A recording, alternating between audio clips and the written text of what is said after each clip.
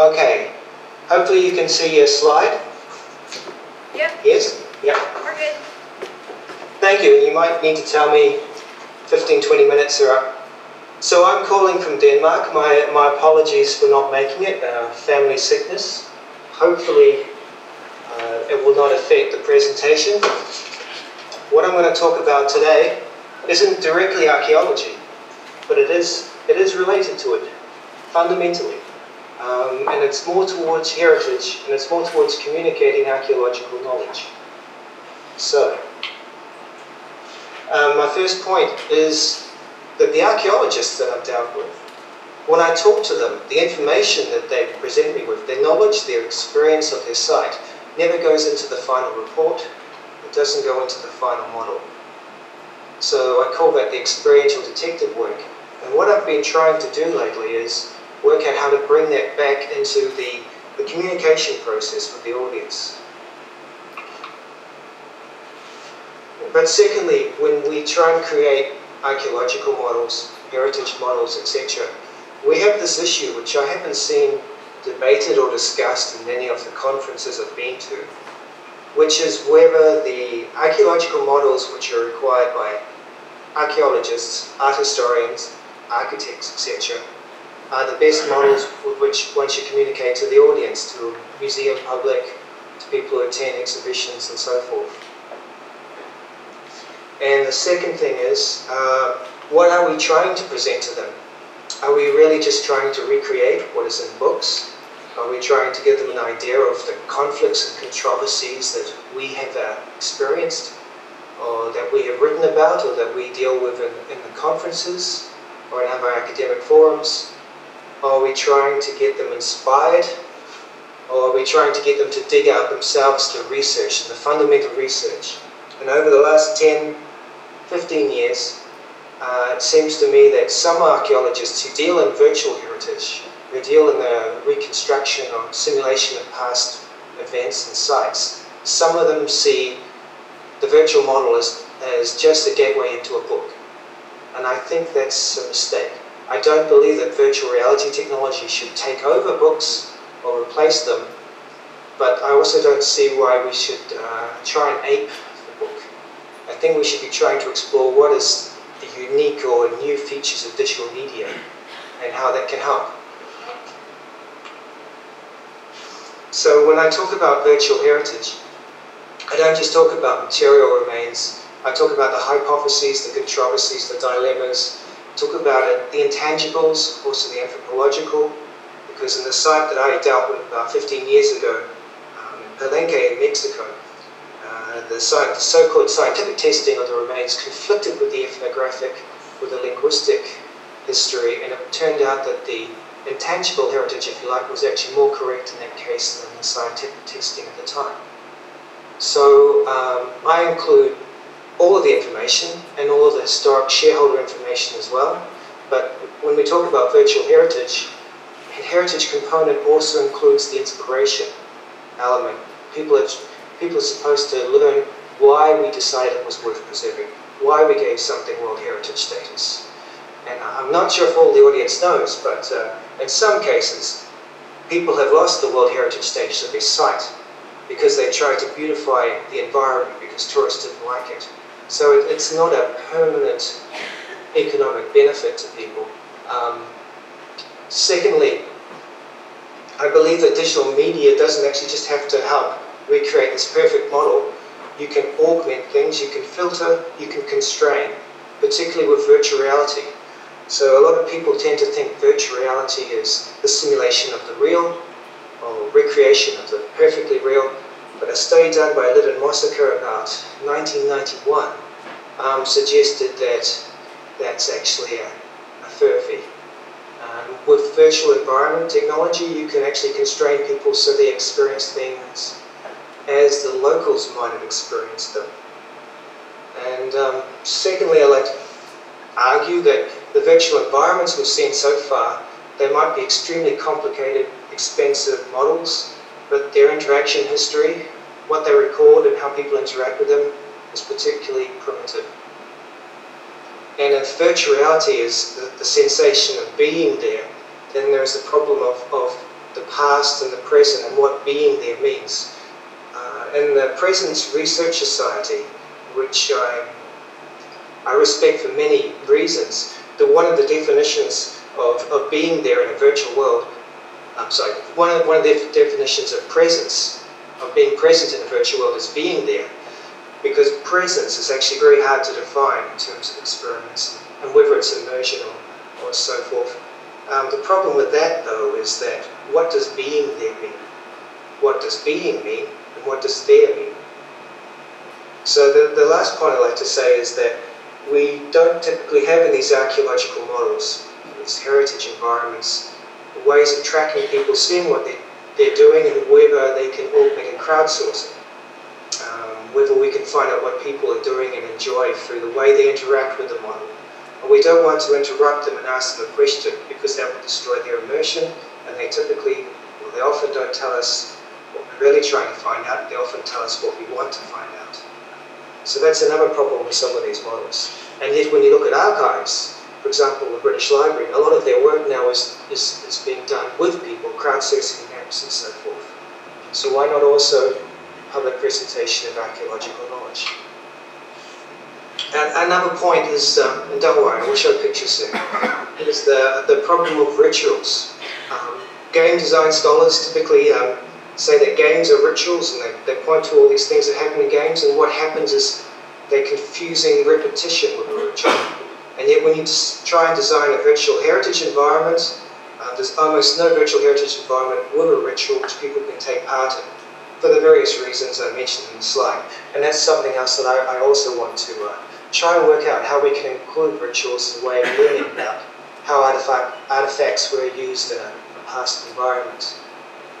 So can we crowdsource ourselves, and how can we actually constrain the user, and how much individual freedom should we allow to users?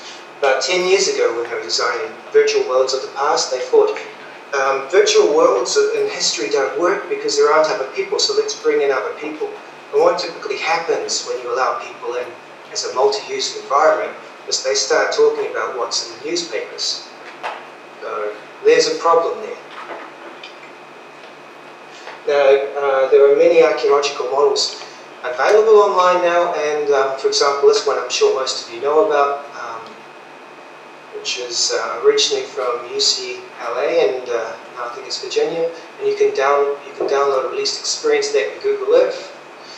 And it's apparently a very precise model that went for a large committee of academics. However, what was valuable about it, or what you can learn about it, is not clear from the model. And at this point, if I was present, I'm sure someone from the audience would stand up and say I should read the London Charter of Virtual Heritage Models. However, the London Charter of 3D models, wonderful though it is, it doesn't really explain the formative side of how we build an educational experience around these 3D models, which is how virtual heritage has been defined by various people. And this definition is 13 years old. And the reason it's important is we actually need new ways to engage the students and the public. And if you have a 4-year-old child, they're probably doing 3D modeling through Minesweeper. They're probably thinking every computer screen is a touchscreen because they grew up on an iPad. And even the teenagers today, they're thinking differently, they're writing differently. That said, throwing digital media at archaeological exhibitions can be a waste of time. In this museum of Bergamo, it has a lot of community, crowdsourcing, collaborative, creative work, and none of it's digital. So all they've done is thematically think, once you go through this exhibition, here are some crayons, here's some cardboard, make your own mask, make your own exhibit, and the children love it. So I'm not saying that digital media or games are always the solution to the problem. However, there are some interesting funding issues. So as you probably know, with EU Horizon, there doesn't seem to be much money for academics to do research and cultural heritage. However, there's a lot of money for infrastructure.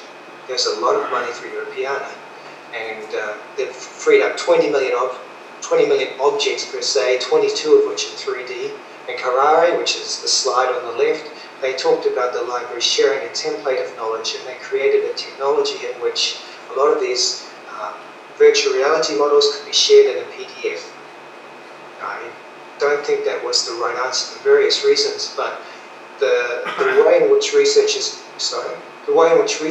going, I think that we actually need to look at reusable data and ways in which the public can add on to things and incorporate things.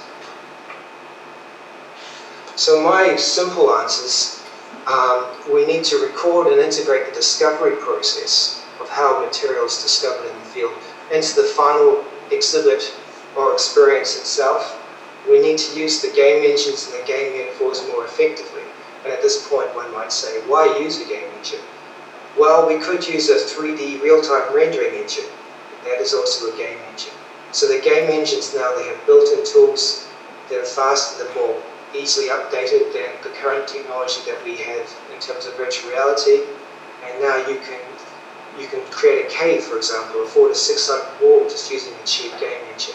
So they're more flexible, in some ways they're more powerful, and they're more ubiquitous. However, that last point there, game theory hasn't really caught up, or perhaps it's not particularly interested in history and heritage, because what we need to do is create theories that are scalable, easily tested, and falsifiable. And that to me is a missing field in the virtual heritage side of archaeology. So I just mentioned some of the reasons to use a game in terms of technology, graphics, storage, and speed, in terms of the ways in which they can now take archaeological and GIS information, the ways in which they help people train, the user documentation is often better and built into the game, and they allow crowdsourcing, social media, etc. And the technology, and particularly in terms of heritage and history, is quite interesting. The way in which you can integrate visual information into, say, the map reading, into the head-up display, the way in which you can use maps, not just to orientate people and navigate, but also to give them an idea of what individual players or characters are thinking in the game. They're very imaginative in the way they use technical constraints, in some cases the simulation of mythology, but one has to ask, how do they help in particular learning about, say, archaeology? Well, there's quite a few games out there and quite a few that have disappeared, one of which I think is, well, one of which I think is brilliant, which I haven't found lately, is called Arctic. So, in a sense, it's pretty hard to categorize these, and I'm going to change this categorization later. This is from a paper I wrote about 4 years ago. But most games, in terms of archaeology, tend to be tourist games or perhaps travel games, and that is, you wander around and you look at things, which is fair enough in itself, so it's in a way an explorative environment. But the more interesting one are the puzzle games. So, as I mentioned, Arctic, it was a 2D game in which you had to work out where to find objects. You had to actually click on a spot, and it would dig a spot, and you had to work out in terms of the landscape and the terrain. So it gave you information about climate and geography and the type of artifact, then you had to guess where to dig. Unfortunately, as I said, it disappeared. The second type of puzzle game was the Tomb of the Magic Kingdom, which was based on actual puzzles and traps of the Forbidden City, and you didn't actually see other people, but you had to work out how to escape through the Forbidden City by unlocking these Chinese puzzles. So that was another interesting puzzle game. And of course there are resource management games that many of you know, and many of you might even teach in archaeology, like Civilization being the famous one. But the way in which Civilization is based, the formulae of how Romans or Egyptians can build cities, that's completely hypothetical. Historical battles as well. People could learn about historical knowledge, but often that's outside of the game, through trying to build objects themselves and putting them into the game. Role-playing games, I think, have huge potential, but actually the digital games that we currently have, Oblivion and Skyrim are probably two of the more famous ones. They're not really role-playing games. You choose a character and the points are based on, say, an elf or a dwarf or whatever, but you don't actually have to play a role.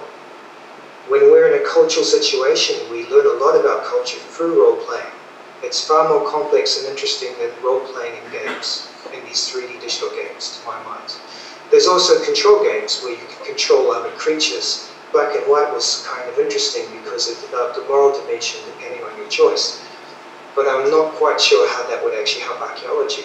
And social mashup games like The Sims and Spore, you could actually use the Sims editor to create a version of the past and get, say, students to work out how to interact, but I haven't seen one yet.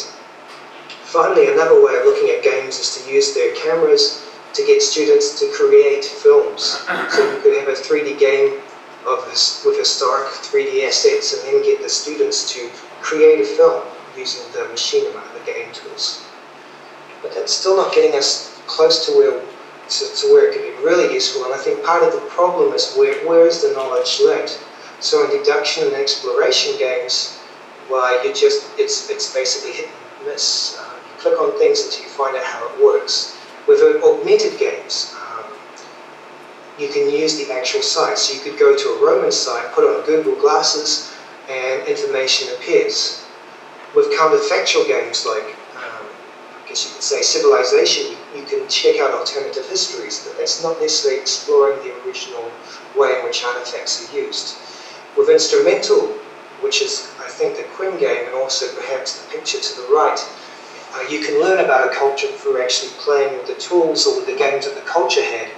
And in this case, that game is based on one of the 4 games of Taoism, of Chinese culture, in which people learn about music through playing, and the feedback is through Chinese glyphs. There's also performance or role-playing, and I'll give an example of that later on. And the last one is diegetic, and there seems to me a debate or a conflict in the way diegesis is used. As I understand it in classical philosophy, diegesis is a knowledge in which is being told through a narrator, and it's opposed to mimesis, which is being shown. But in film, and particularly in games, they talk about diegesis as an information which is not shown to you through an interface, but through the game world. Now, why this is relevant to archaeology is, I think, when you do an archaeological environment, where is the knowledge of what is right or wrong, fact or fiction, coming from? Is it from the game world, from the feedback, or from, say, a teacher? And often when you have a virtual heritage model, in a classroom, a teacher can say this is the right way or the wrong way or historically correct. But in an exhibition, how does a person know what is real, what is conjectured, what was just statistically added to a scene? So I think that's a very important point. And this leads me to the point where I go, what are we trying to do with virtual heritage way beyond what would be seen as a straightforward archaeological model? And that is, we're trying to get people to say, what did X mean in time and space and cultural perspective, and to whom? And that was the point of the heritage aspect, which I don't think is totally covered in, say, digital archaeological models and papers. Now, some of my past work, I'm just going to, I'm probably close to 15-20 minutes, so I'll briefly go over this. I've tried to get students involved in archaeology who aren't archaeologists by building games. Not archaeology, and this is all the student work, or some of the student work that we've developed. And I'm just briefly going over what I've learned through failures, mostly. So I was particularly interested in how contextual interaction can help people understand cultures different or distant to them. And I've used people from students and archaeology students to museum curators to language experts and so forth. And my first, I'll just go back briefly. The top left is actually of a 15-year-old model of Palenque, and we had 3 interaction modes I designed for archaeology students. And the first thing they asked was not where are the inscriptions, or how do you do this or that. That was, can we kill people and can we change clothes? And this was archaeology students. So I realized that using game elements in archaeology is extremely dangerous. And the funny thing is that people who play games, and that's it, they go through and they do everything I asked much more quickly, but they didn't remember it and they didn't know how to extrapolate the knowledge. They're only involved in solving tasks. They're not interested in actually, or they're not focused on understanding with a cultural specificity of it. And yet also, the other end of the spectrum, older people who had never played games, when I told them it was a game, they found it much easier to navigate and do things, but if I didn't tell them it was a game, they found it much more difficult. And yet they had never played a game before. And I still find that staggering. So on the one hand, almost everyone seems to have inherited an idea of what you do in a game, so it actually helps navigation and orientation. However, if they think it's a game, then what they do and the objects in the game, they assume are less historically accurate, even if they're as historically accurate as a straightforward archaeological model. So this is one of the things I found out. I also found out how unreliable digital technology was, how and data collection, how suspect it was, and how there was no knowledge, no real theory of culture and how it could be learned that could be tested. So I decided culture could be learned through observation, exploration, and conservation, and I tested 3 different modes. But actually the way we learn culture is a mess of these things. I also found that designers are heavily affected by their designer bias, so you shouldn't let them test other people and evaluate them. That should be a totally different person. But what I have found from these archaeological models is that a lot of students who don't read, who are multimedia students, started reading things like Homer and so forth. And they got more learning experience from designing these models rather than from other people playing them. And the last point, it sounds a bit depressing, but in the conferences I go to, the humanities people and the technology people still aren't quite singing from the same hymn book. Now, there's some potential answers to some of the problems I've discussed. I'd just like to mention that last point in that slide, VMUS, the Virtual Museum Network, it shares people across, which is a great idea, but there's also a few technical things which are of help. Getting students to approach literature for actually getting them to design games around literature is interesting because they come up with some very fascinating puzzles in terms of the people. This is a recreation of Journey to the West, which in Britain you might know as Monkey Magic, the TV series. So if you're of my vintage, you might remember this weird TV series called Monkey Magic. That was a BBC dubbed version of a Japanese version of a Chinese story of a monk who goes to India to bring back the Buddhist texts. Now it's actually a 16th century fine literature piece in Chinese history. But when the students created this game and they translated it from the original Chinese, they found that the current Chinese students themselves had incorrect idea of what the story was about. So that was an interesting moral problem for them. And then from then on, like last year, 2 years ago, I supervised a student who built these Taoist games, and I found that people could learn a lot more, not through reading, but through actually trying to undertake these tasks. Because even to the Chinese, the way in which to understand Taoism can be quite difficult. But a lot of Taoism can be learned through the activities or the art associated with Taoism. And this was a project which I will try to explain the significance of to extended archaeology. It was actually a zombie game using biofeedback about 8 years ago. We wanted to see if the environment could be affected by the way in which people's physiological state changes. So we took a meditation game, we took the senses which read your heartbeat and your galvanic skin response, sweat, etc. And as the player went through this environment and their physiological state changed, the environment changed, the music changed, the shaders changed. You could create a cinematic film. If you're feeling particularly depressed, the film could start looking film noir, for example. But what it could do is that when people calm down and say they enter a temple, then the actual virtual environment itself can change. So there's interesting features like this. It's not a precise technology. It's actually quite good, though, as an indirect interface technology. And in this case, the students built an Egyptian model in 6 weeks, and you had to go through the game environment, well, the temple and the game engine, and learn hieroglyphs, which would appear on your map, sort of an inventory. And it occurred to me that the interesting thing about new media is not that it's a CD or a DVD or a Blu-ray or a 3D print machine, but it's the cutting edge of what can you do with it. So in that case, when you're using new media in the classroom, like they did in that link at the bottom of Berkeley, it's always good to look at the teaching of it and say, well, I'm a teacher, I can't learn all this technology but why not give it to the student to see how far they can push it? Another aspect which is interesting to me, and I mentioned this in tangent to CARARE, is can we link archaeological models directly through libraries and archives?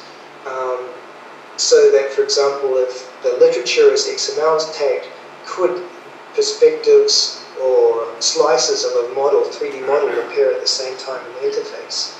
And publishing presses like ETC Press, which is a part of Carnegie Mellon which teaches game design, will potentially allow this in the near future. So that, I think, is one interesting alternative. The other is to allow people to create their own stories in game engines, so that it could be one of various narratives. This is from Natalie Underberg, who's at the Center for Digital Ethnography. Her students recreated 1930s story of immigrants in the historic cigar industry in Florida. But because the way it's set up, and it has diary entries and so forth, there doesn't have to be one specific meta-narrative. There could be various versions which could be linked through fragments. So, I don't think I'll talk about this too directly. This is more of a physical environment which you run using a very cheap game engine. But one other alternative is the role-play. And this is models of public VR. You can download them as well, Temple of Horus and others. But it's actually used to teach classical Roman and Egyptian plays, and the students get up dressed in togas, they read from the original scripts, and a puppet master controls the game characters and the game environment which is screened around them. You could also blue screen the actors, the students, as they're reading traditional literature into the game environment. You could also do something similar with Second Life and mixed reality. Or you could take something like Oblivion or Skyrim. Take Skyrim, it now has voice recognition, so you need to buy an Xbox Connect, but you could get people learning ancient Icelandic. Or you could take something like this Facade, which you can still download. If it could be altered, basically these they look like 2D, but I think it's a 3D game engine. There's an artificial intelligence here. There's a story of a couple about to break up. You type things on your keyboard, but they answer you with their voices. And depending on your responses and interaction with these two characters, they break up or stay together. It's the best example I've seen of interactive narrative, but it might be of interest as well to archaeology, when we have different conflicting opinions as to what happened. So I think I'm out of time, really. My suggestions for virtual heritage there, I would just like to point out that I think that maybe the models in which the archaeology data is presented could be for different audiences, and interaction with different audiences. So games are very useful, but they're also typically destructive, and I think the next big element of research is perhaps to investigate what sort of interaction with models can people do using game engines and using game genres, but in a way in which they learn about the site and the simulated inhabitants without actually destroying them. I think that's a huge task, but I think it's an interesting one. I think I'm out of time. Are there any questions?